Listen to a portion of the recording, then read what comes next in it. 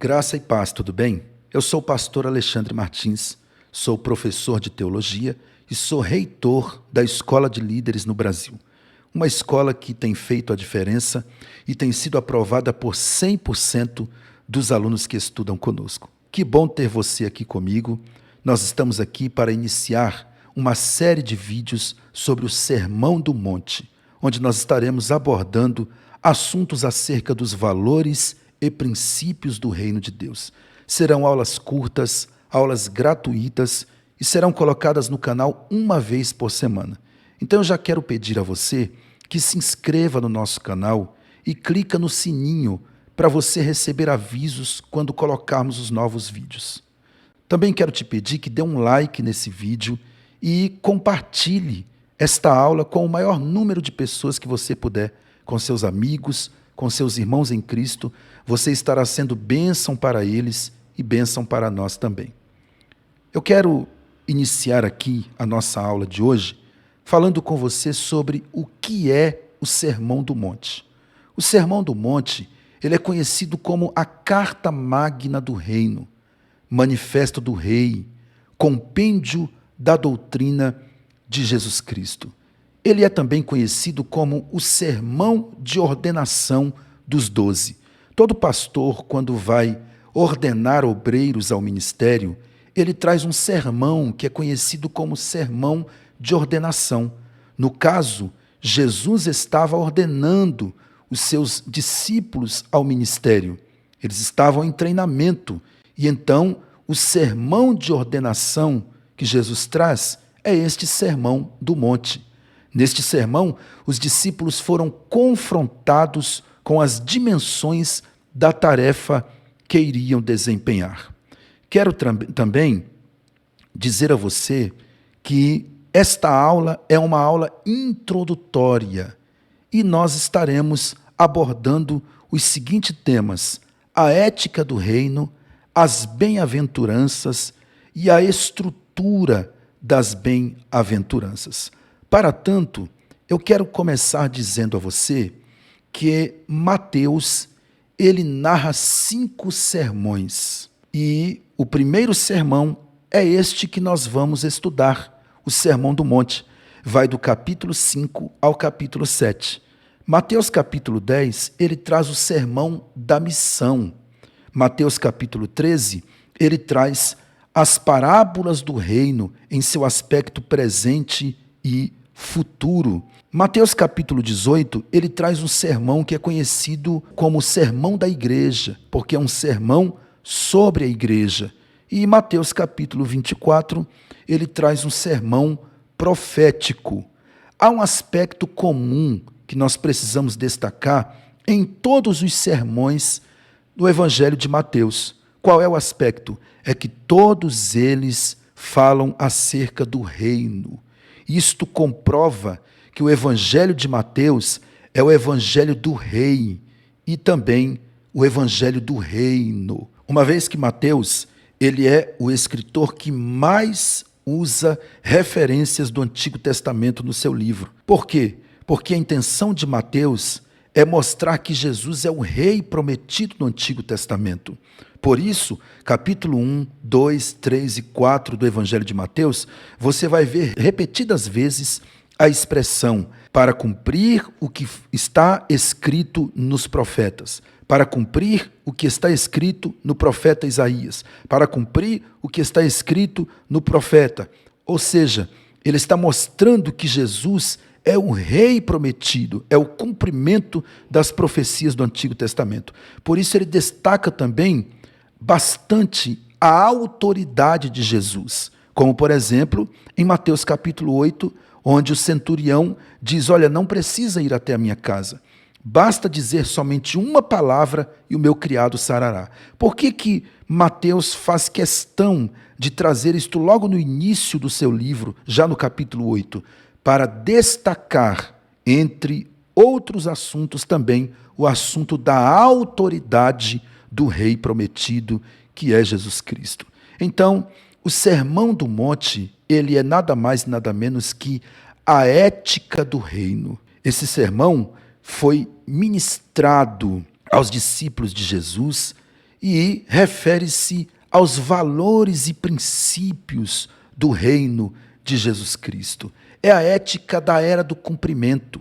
Nós devemos, no presente, colocar em prática a ética do reino de Deus na terra. Ou seja, devemos viver nos padrões do reino de Deus. Por isso que nós precisamos estudar sobre o Sermão do Monte, porque assim como os discípulos de Jesus naquela época, nós hoje temos o dever de imprimir no nosso viver nesta terra a ética do reino, os valores e princípios do reino de Deus, que são superiores a qualquer dos valores e princípios deste mundo. Mateus capítulo 5, versículos 1 e 2, Jesus subiu ao monte para ensinar os seus discípulos. Quem é que ele vai ensinar?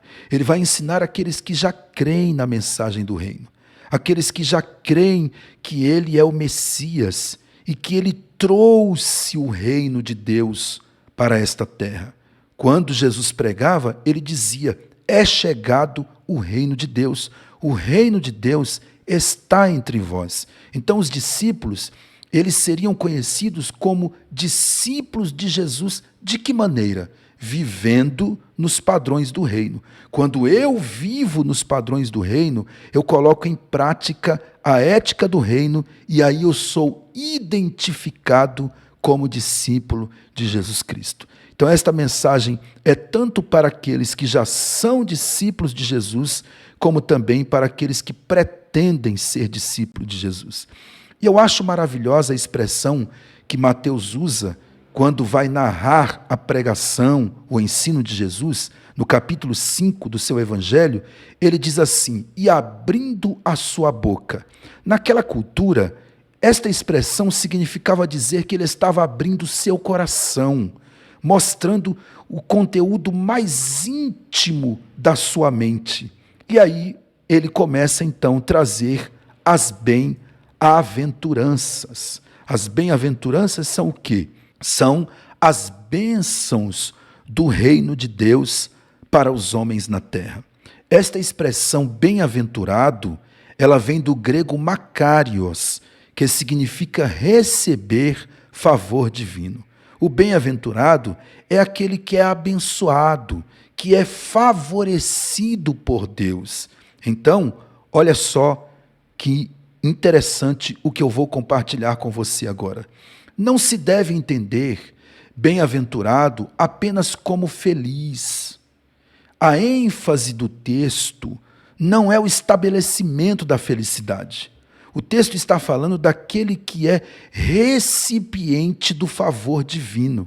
O reino de Deus é chegado, ou seja, o favor divino é chegado. O reino de Deus é nada mais, nada menos que a chegada do favor divino.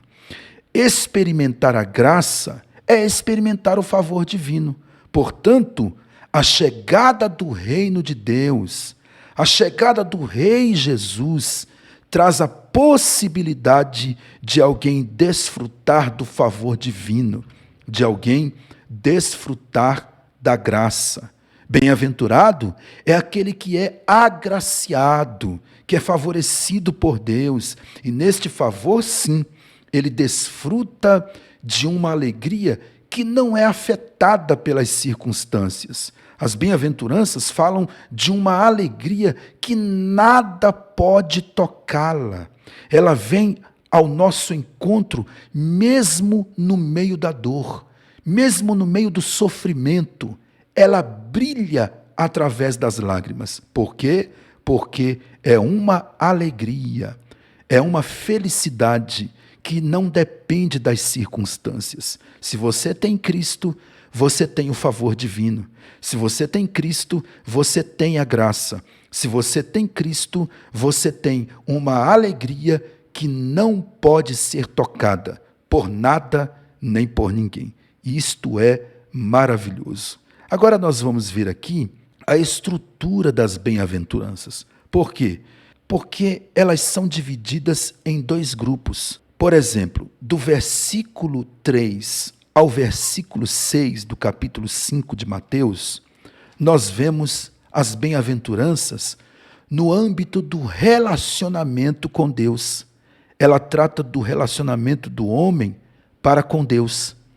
Dos versículos 7 ao versículo 10, nós temos o segundo grupo de bem-aventuranças tratando do âmbito do relacionamento com o próximo, ou seja, do homem para com o seu próximo. Então, olha só, as primeiras 4 bem-aventuranças, elas tratam daquilo que é esperado diante de Deus. E as últimas 4 tratam daquilo que é esperado diante dos homens. Abra aí a sua Bíblia, por gentileza, no Evangelho de Mateus, capítulo de número 5, e você vai ver comigo que há um paralelismo.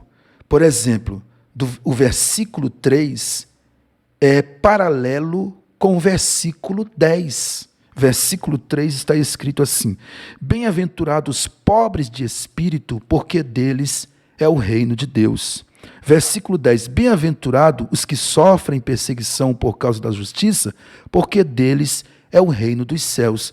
Ou seja, o versículo 3 e o versículo 10 mencionam o reino dos céus como bênção presente. Versículo 4 é paralelo ao versículo 9. Por quê? Porque os 2 versículos mencionam uma afirmação de uma bênção futura. Olha o que diz o versículo 4. Bem-aventurados que choram, porque serão consolados. E o versículo 9 diz: bem-aventurados pacificadores, porque serão chamados filhos de Deus. Então, o versículo 4 é paralelo ao versículo 9. O versículo 5 já tem um paralelismo com o versículo 8. Por quê? Porque eles dizem herdarão, verão. A construção gramatical é idêntica. Os 2 possuem um verbo transitivo futuro. Olha o que está escrito no versículo de número 5. Bem-aventurados mansos, porque eles herdarão a terra. Versículo 8. Bem-aventurados os limpos de coração, porque eles verão a Deus. Os 2 versículos possuem uma construção gramatical idêntica. Possuem um verbo transitivo futuro. Agora nós vamos observar os versículos 6 e 7. Um futuro no passivo. Esses versículos enfatizam algo que vai receber, algo que você, que eu, que nós vamos receber. Uma promessa no futuro de algo que vamos alcançar. Olha o que está escrito no versículo 6. Bem-aventurados os que têm fome e sede de justiça, porque eles serão fartos. Versículo 7. Bem-aventurados misericordiosos, porque alcançarão misericórdia. Então está falando de algo que nós vamos receber. O paralelismo, ele é importante para percebermos que o reino de Deus tem bênção no aspecto presente e também bênçãos no aspecto futuro, ou seja, aqueles que receberam a mensagem do reino serão favorecidos, serão agraciados, abençoados no presente, ainda em vida nesta terra e também no futuro, quando Jesus implantar o seu reinado milenar sobre esta terra. Então, a nossa atitude no reino presente, ela deve ser motivada pelas bênçãos que já temos e por aquelas que receberemos no futuro. Então, nós vamos observar aqui que as bem-aventuranças, elas são colocadas em um contexto de perseguição. Aqueles que vivem nos padrões do reino são perseguidos, são desprezados, são desprivilegiados, porém, são abençoados por Deus. Os aspectos da cultura do reino são totalmente contrários aos aspectos da cultura desse mundo. As bem-aventuranças, elas são nada mais, nada menos que a cultura do reino, que é a contracultura do mundo. Exemplo, o mundo valoriza a riqueza. Jesus disse, bem-aventurados pobres. O mundo valoriza a alegria. Jesus disse, bem-aventurados que choram. O mundo diz que você tem que ter satisfação total nas suas necessidades. Jesus disse, bem-aventurado os que têm fome e sede de justiça. Todos os aspectos aqui são contrários aos aspectos do mundo. E aí, eu quero, já correndo para o final desta aula, deixar a você uma pergunta. Em que esfera você vive? Se você vive na esfera do reino, o que se espera de você? Se eu vivo na esfera do reino, o que se espera de mim? Versículo 3, ele começa falando da humildade e termina falando da perseguição. Jesus está ensinando que o reino dos céus é marcado por pessoas que não encontram a sua plena satisfação nesse mundo, mas no fato de dependerem de Deus. E, portanto, são perseguidas por abraçarem a mensagem do reino. Então, o que se espera de nós é que nós abracemos a mensagem do reino, vivamos nos padrões do reino e venhamos depender unicamente de Deus. É isto que se espera de nós. Se está tudo bem, eu dependo de Deus. Se eu estou sendo perseguido, eu continuo dependendo de Deus. Logo, eu vou confiar em Deus. E aí, na próxima aula, eu irei trazer a você as atitudes que se espera daqueles que vivem na esfera do reino. Então, assim como eu estou ansioso, acredito que você também está ansioso para a nossa próxima aula. Fica ligado no nosso canal.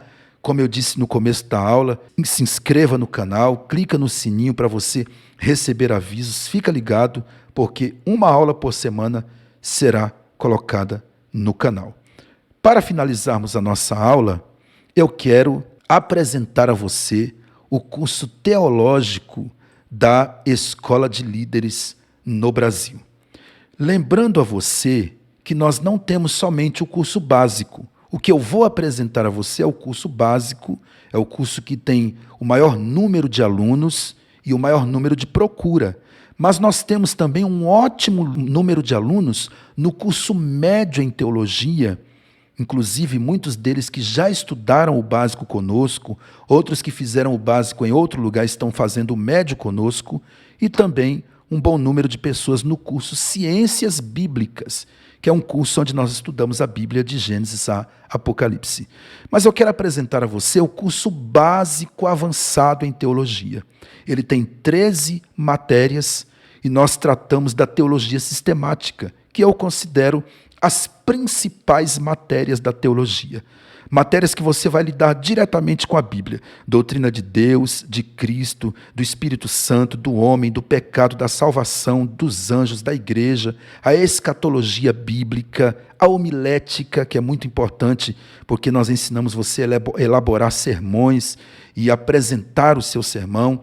Nós temos também a apologética, onde nós estudamos seitas e heresias, e a matéria de evangelismo, onde nós ensinamos técnicas de evangelização. Então esse curso, ele é maravilhoso, tem abençoado a vida de muitas pessoas e por um preço que só a Escola de Líderes tem a oferecer. São 13 matérias, 13 meses e você paga mensalmente apenas R$ 59,90 a mensalidade. Você vai receber material didático, todas as nossas apostilas têm acima de 50 páginas. Você vai receber as videoaulas e as aulas, pessoal, elas são ao vivo. Toda quarta-feira, às 22 horas, eu coloco a aula ao vivo no grupo da classe para os alunos que estão matriculados. E a aula fica gravada. Se você não conseguir assistir ao vivo, você pode assistir depois também. Então, olha, não perca esta grande oportunidade. Corre, faz a sua matrícula, me chama em um desses 2 números aí que está aparecendo na sua tela, no WhatsApp, e eu vou mandar um link da matrícula para você se cadastrar. Eu quero também dizer que os alunos não precisam pagar matrícula. A escola de líderes não cobra matrícula. Agora, para ingressar no curso, o aluno só precisa pagar o primeiro mês de mensalidade. Então, não deixa para amanhã aquilo que você pode fazer agora. Foi Deus que colocou você aqui para você investir na sua chamada, no seu ministério e alcançar crescimento e também ter o seu currículo ministerial, porque ao final desse curso você recebe um lindo certificado e aí você vai construindo o seu currículo ministerial. Tá bom? Então eu aguardo você me chamar. Se você quiser o curso médio também, eu posso te dar mais informações quando você me chamar no WhatsApp. Se quiser conhecer o curso Ciências Bíblicas, eu também te dou mais informações quando você me chamar no WhatsApp. Deus te abençoe, um grande abraço, fique sempre conosco, até a nossa próxima aula.